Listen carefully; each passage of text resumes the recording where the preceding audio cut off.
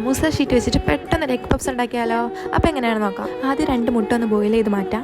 എന്നിട്ടൊരു പാൻ അടുപ്പിൽ വെക്കാം. കുറച്ച് ഓയിൽ ഒഴിക്കാം. ചെറുതായിട്ട് അരിഞ്ഞ സവാള ഇട്ട് കൊടുക്കാം. കുറച്ച് ഉപ്പും കൂടി ഇട്ട് കൊടുക്കാം.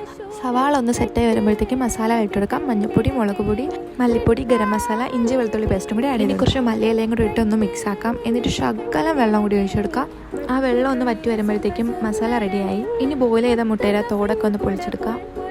എന്നിട്ട് മുട്ട പപ്സിൽ വയ്ക്കുന്ന പോലെ 2ആക്കി മാറ്റാം.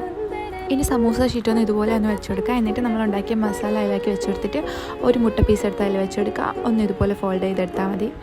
ഞാൻ എണ്ണ ആഡാക്കിയാണ് ഫോൾഡ് ചെയ്യുന്നത്.